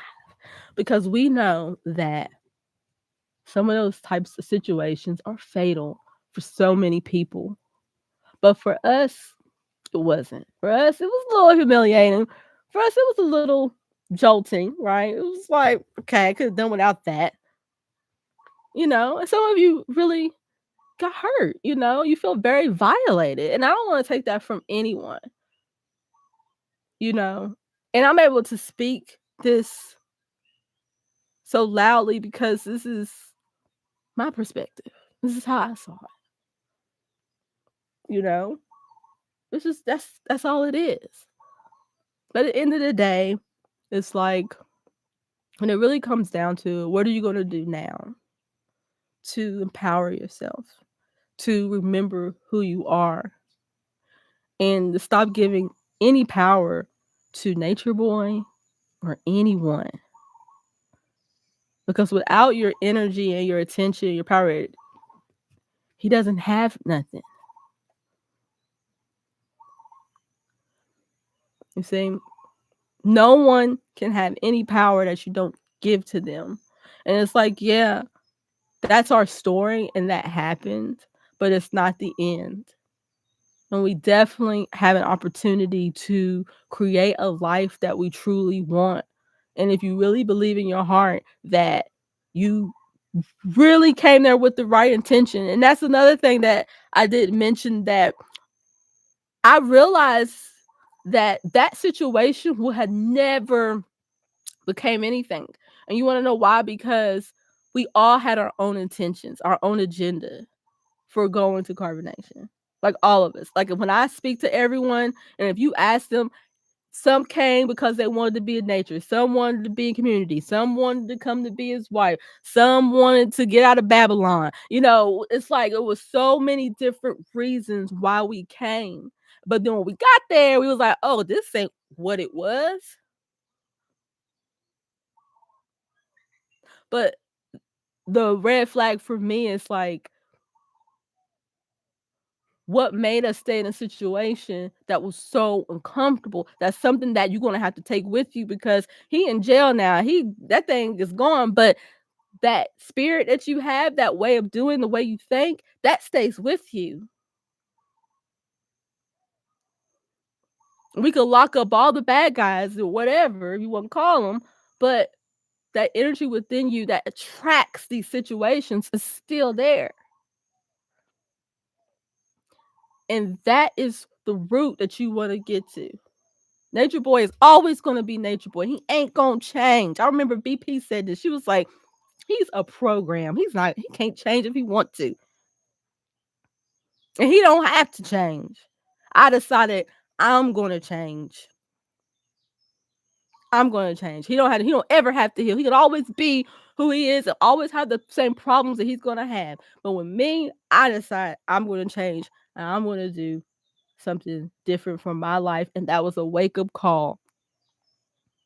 It was a wake-up call for me.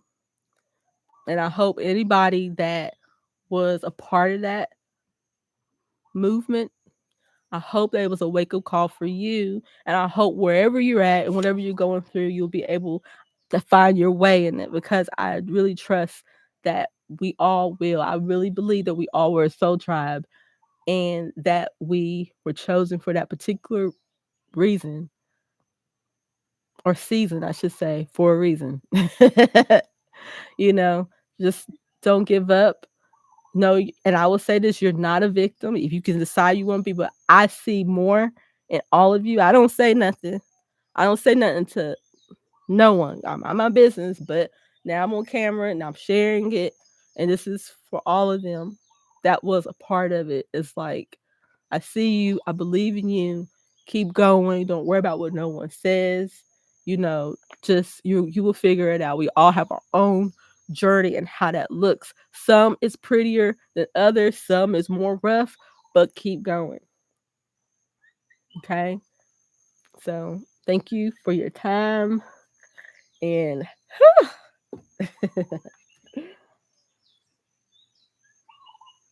oh, oh, thank you, Ketsa.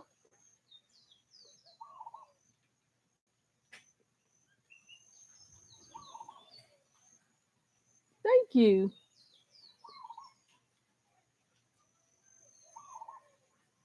Somebody said the Wicked Witch is said no. The Wicked Witch is still here. Okay. The Wicked Witch is still here, y'all. It's still here. I just, you know, don't have to like use it. I know my power. I know my power. I still have the same strength, but now it's like I don't have to defend myself or be angry. Sometimes I will, and there's nothing wrong with anger. It's nothing wrong with this. Nothing wrong with you standing up for yourself. It's just that over the years dealing with y'all, I just got better at it, where I don't have to be, as you say, the wicked witch.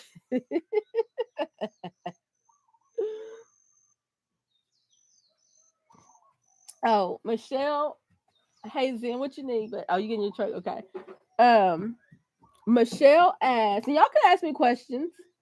And I'll do my best to answer them as authentically as I can, as real as I can. But Michelle said, Grace, how do you feel about the other three girls that are still holding on? I've actually spoke to them. I actually spoke to them a few months, like beginning of the year.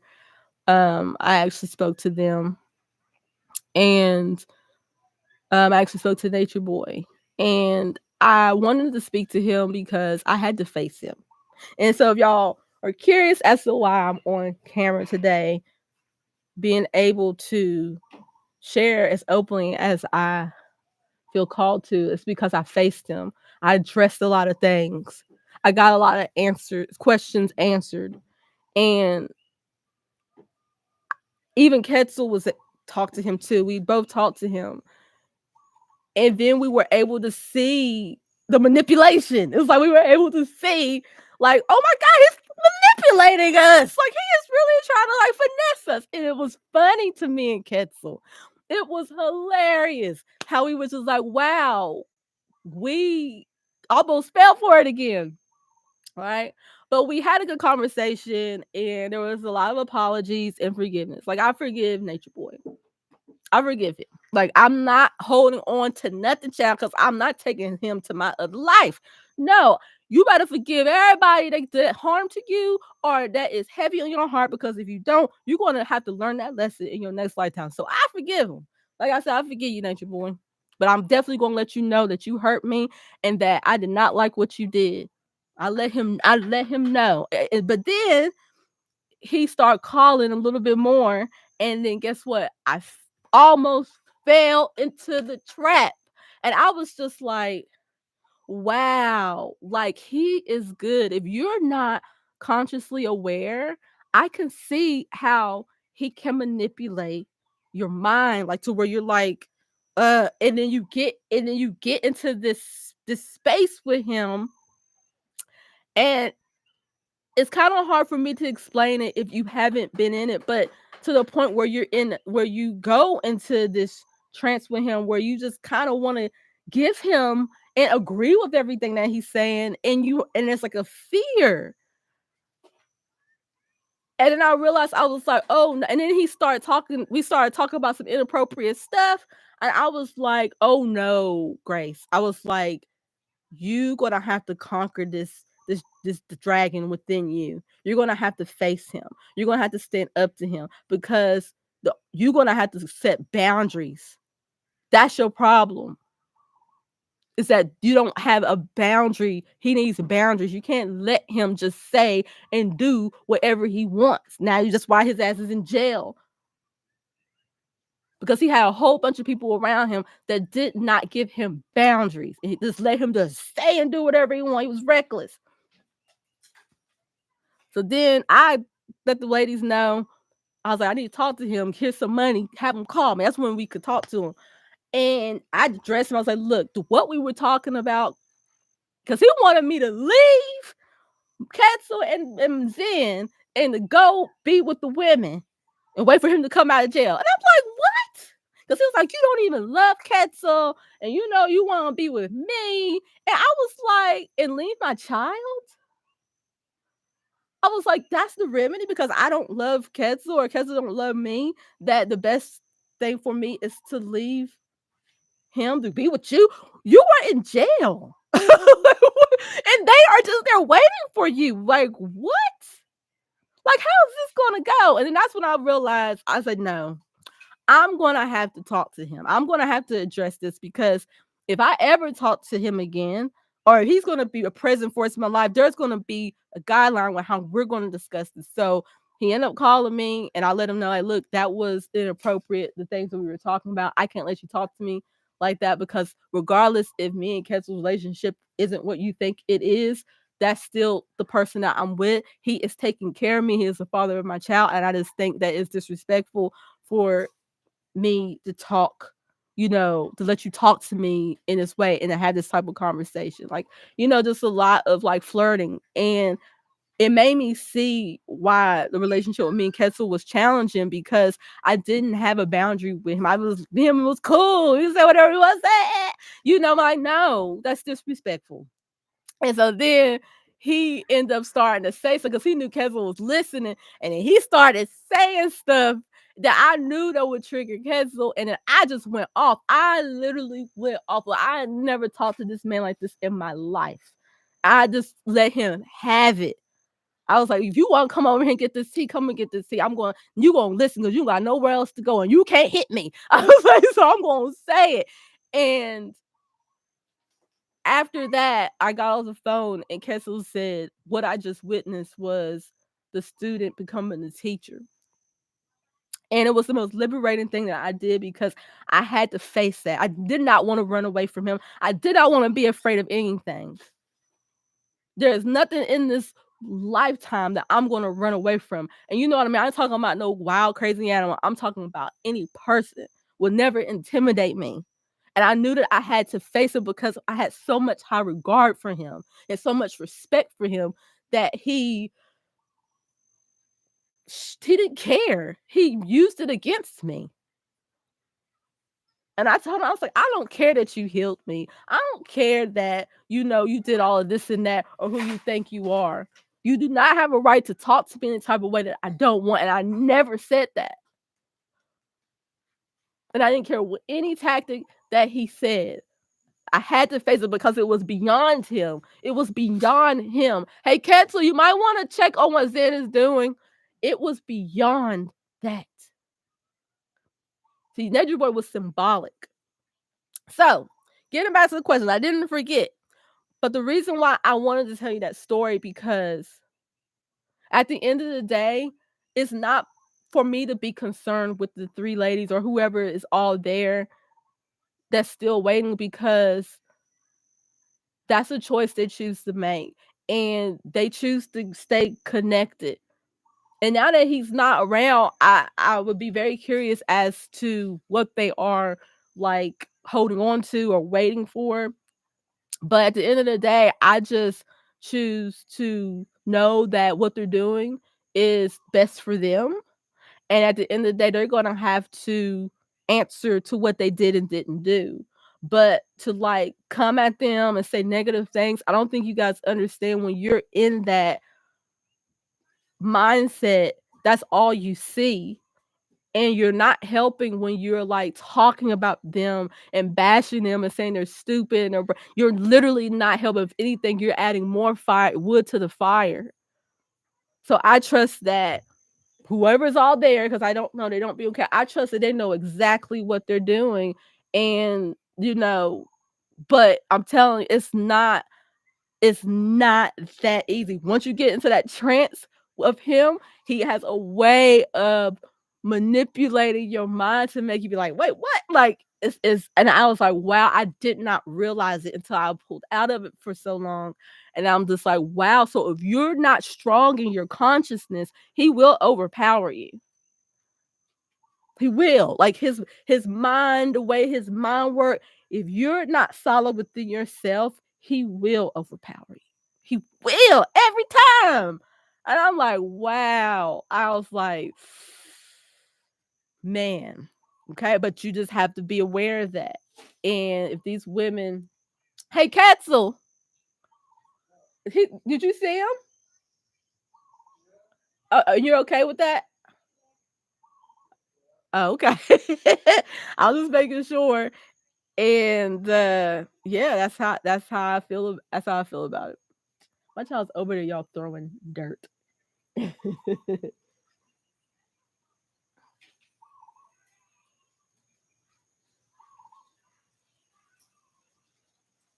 Oh, Robin said, "So this comment was for closure." No, this conversation was for acceptance. This conversation was for revealing and not closing that part of myself off because I was really disappointed with how everything happened. And I really believed in this thing that I had got myself into. And I shut myself off and tried to ignore it. But now I'm like, no, this is also a part of my journey. And this is something that I want to talk about. Whether anybody will listen to me or not, it's like this is something that I want to share. And I know there are people that still follow me that share the same perspective as me that really believed in what carbonation was about and was very disappointed in how it happened, very disappointed in just how it all unfolded.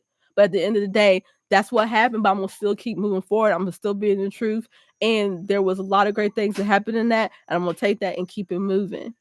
And when I see people talk about carbonation, I just see most people talk about the negative side and just only talk about like the end of it and just talk about what he did and what he didn't do and all this and that. But I don't ever hear people talk about the benefit that they did get from it. If they did, maybe they didn't get any benefit from it, But for me, it's like I did, and I want to share that, but I also, if I'm going to share that, I also have to be honest. And if I'm going to continue or decide to tell the story, I always want to have a balanced perspective with it. But and this is a part of my story. It is a part of my story, and it is something that I'm proud of that I experienced because most people wouldn't be able to do it. And then when I do tell people that know nothing about me, they are like super excited about it. I'm like, man, it's funny how people are excited about something that happened with me, and I'm kind of like shamed, and I don't want to be shamed. I don't want to be shamed because of that experience. You know what I mean? And yeah, that's what this is.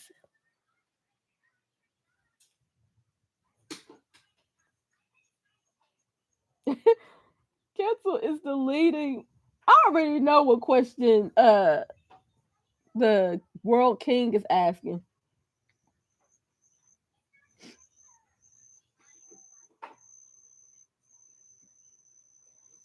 Michelle Clark said, "Who did forgiveness really benefit? It benefits yourself.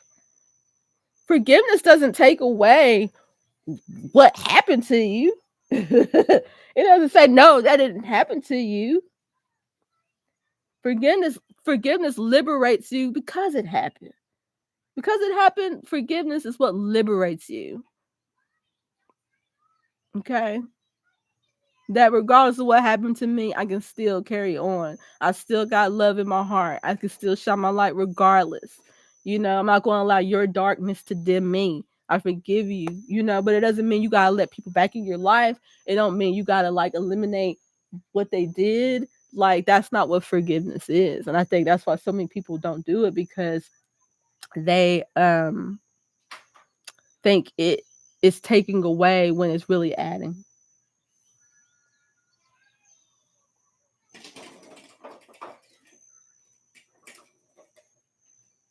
Yeah, Michelle Clark said, Grace, I don't see forgiveness like that. How I see it is, you hurt me. I don't have to forgive to go on with my life. You just don't exist to me anymore. I don't even know you. And that's fine if you want to, if that's how you want to look at it. That's not how I look at it, but that's how you want to look at it. If it works for you. For me, I just try to take a different approach.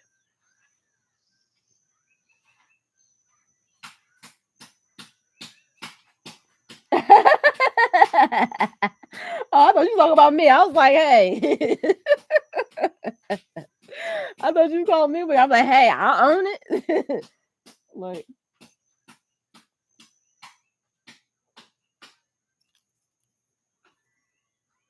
let's see.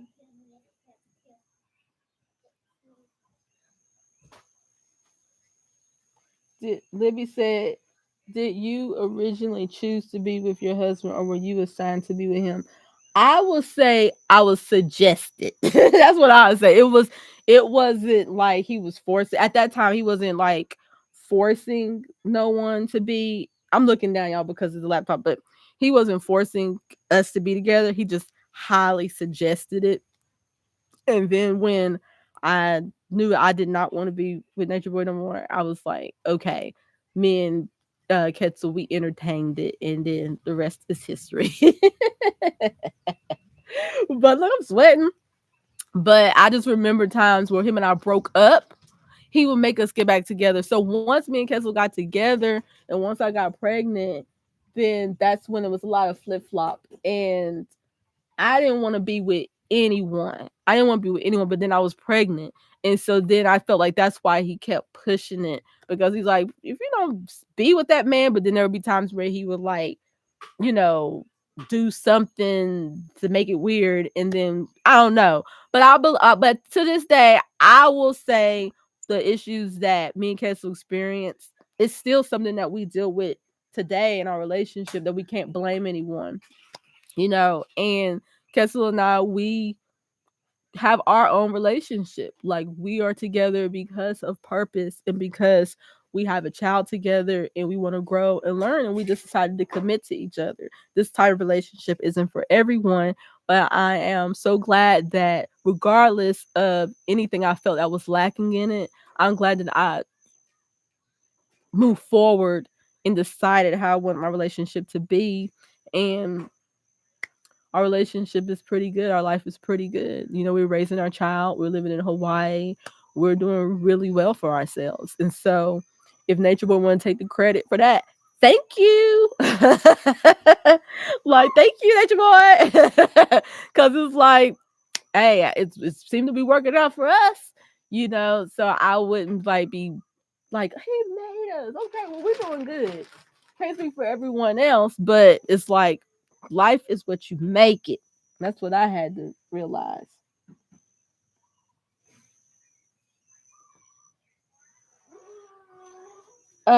Libby Lou said, what was it about Nature Boy that you respected, and do you compare him to your husband? I definitely do not compare Ketzel and him together, because they're two different energies. Like, they're definitely two different energies. Um, but it was hard because I felt like that's what Ketzel thought I was doing, but it was like it was very challenging for me, because this was my teacher, my higher self. He was the leader, so he had this position where, like, everything goes the way that he wants it. But then I have this man over here, right? And I felt like when I was honoring him, respecting him as the leader, as the teacher, it felt like I was being disrespectful to Ketzel. Now that I look at it, I probably was. We probably was being disrespectful. Um, but what I respected about Nature Boy was, despite in where he came from, he created everything that you see today. Even though he's in jail, but you gotta look back what he was able to achieve despite with who he was, where he came from, and just how the world, some of the world, not the whole world, was shaken by that, was influenced by that, that was moved by that, and how he had the ability to attract all these people to him to honor him and worship him. And it's like, what? This is a guy that was an orphan and then came a stripper and gay porn star or whatever and beats women. But look at us, we're here calling him God and worshiping him. Like, if that is not a mind twist, I don't know what is. You know, he defeated all odds of someone that would have all these women coming to sleep with him. Let me tell you, some women would just come there to have sex with him and then leave. I used to see it all the time. I was like, oh my God, they would just come there to have sex with him. Even after you know all these things that he did, hit beating women and been with men in weird ways, and he still was able to attract all these women, you know? And it's just like, wow. Like, that's something to where you be like, that is pretty incredible. Like, that is crazy that after everything that he done, he was still able to receive people bringing him money, all this and that, you know. And even to this day, people still talk of him, like, and he's in jail. So it's just like, that to me, I could put my ego to the side and respect that. Like, I can respect, like, that's respect. Like, that's respect. You came from the gutter and you still was called a king by many. I said, "That's the respect. That's can't take that away from him."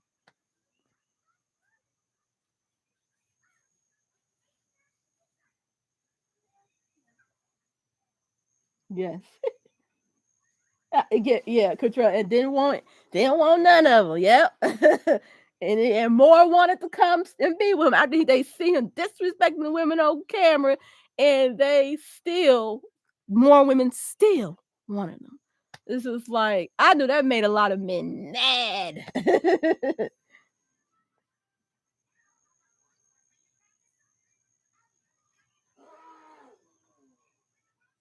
Well, Rising and Rosie said, what happened between you and Jasmine?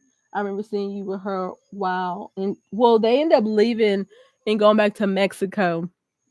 But what happened with me and Jasmine, and I'm gonna say it in a way that is neutral. That's all I can say. Neutral. Because I don't like talking about people if they're not here to defend themselves as much as I can. But one thing that happened with me was, after I left, I s- I was still very attached to the people. And when you're no longer in carbonation, it's like you don't really have anything in common no more except for that. Like, you don't have anything, you don't have nothing else in common but that. If you're not in that, then what do you have? And that was something that I had to realize once they got here, because once they got here, we realized that we really wasn't in alignment to a lot of things of how we wanted to live our lives. And it was really hard to accept that, because I did have an attachment to Jasmine, because I attached her to that situation. But we didn't really take the time long enough to really develop a real friendship outside of that. And at the time, it was really hard for me to see that, to see my part in it.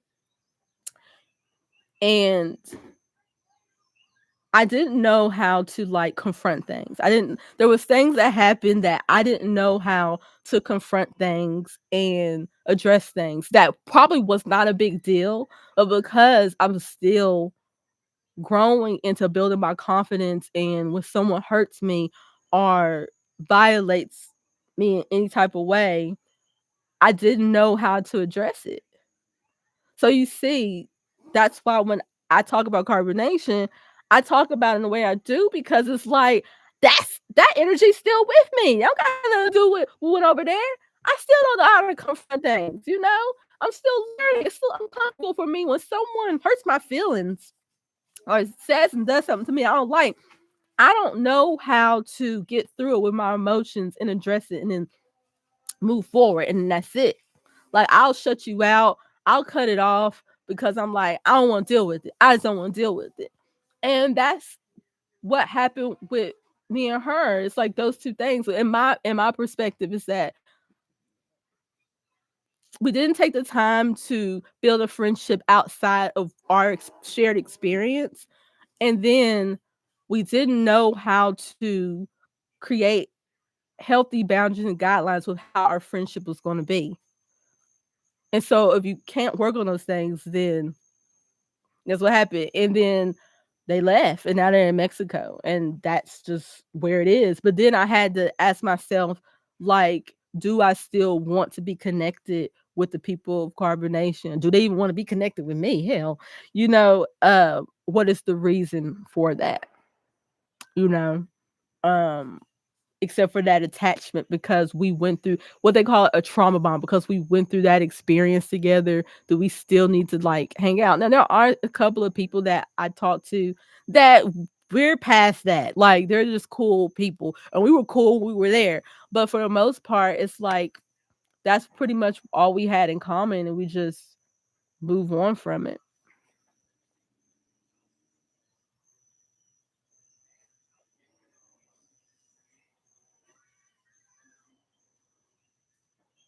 Yeah, Andre said would have been a beautiful thing had he not went on a power trip. Yeah. Yeah, and I think that's who I represent. I represent people like Andre that's just like could see the benefit of that situation and it's disappointed that it turned out the way that it did. But maybe it turned out the way that it was supposed to. Maybe it wasn't supposed to be this grand thing and we continued on through generations and legacy. Maybe it was what it was supposed to be to awaken and shake some of us up because I tell you, it changed my life. Like if you see who I was then and where I'm at now, and somebody that I used to work with, she won't ever come on camera, but she'll tell you, she was like, "Girl, I cannot believe the way your life turned out." And she's like in awe, like, I just can't believe it. Like, because she know me and to see what happened. So that's why I'm like, I'm forever grateful for all experiences that has happened in my life. Even that experience, I'm like internally like, thank you for that. And I'm so glad I conquered it and rose above it, was able to keep a perspective that's empowering me and everybody else in it. You know what I mean? It's like that's how I just choose to want to look at life. And I know that everybody don't want to do that, but just because everybody and some people don't want to do that, does that mean that I can't share that? Because I know there's people that think like similar to me in that situation that really got something out of it. They got at least one thing out of it, and it did change their life in some way or their perspective in some way. And that's who I represent. I represent that. Other people can represent and call him a villain and say he did all of this and he's a bad person. He's saying, Joe, you go ahead. Go ahead. But I'm the type that all things come from the light. All things come from God. If you can see it that way, you know and still move with grace, love, and elegance, regardless what anyone say or do about you, because it reveals everything about them. And that's why I never had to come out and talk shit about nobody because everybody revealed themselves to the world. Everybody that hurt me showed themselves. Everybody that I felt did me wrong, they got what they deserved. Like it's like I didn't have to be two-faced and backstab and flip the script just because I was hurt. No, I knew in time the truth was going to be revealed and it didn't need me to intervene at all.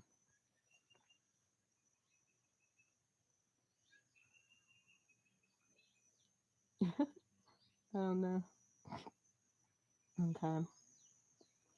So if there isn't any more questions, I think I'm gonna go back to the top, but I feel like the questions that you guys are asking this most relevant. Drink some water. Yeah. But this full moon has really opened me up to share my truth. With Aries energy, it's all about your independence and being in your truth. Okay. And with all the other trances happening, it's also about you breaking down any walls, breaking down walls. And sometimes Aries will break down stuff and think later. And sometimes you have to do that. And that's what I chose to do today. I decided to come on here and share. And I came on YouTube specifically because this is like the audience, my carbonation audience. People on Instagram, there's still some people there, but majority of them don't really know the experience. So I wanted to connect with you in that way and share, my perspective on my experience. And I'm glad that I did because it's part of my story and I want to be comfortable sharing it as I evolve and grow and go to the next level. I want to be comfortable and confident in sharing it and empowering others with it. You know, I don't want to be a victim to it ever. I don't want to ever be a victim to anything that happened in my life. I always wanted to know that God's plan was in it and I trust it at all times. So thank you guys um, for everything, and I'm gonna end this. Bye.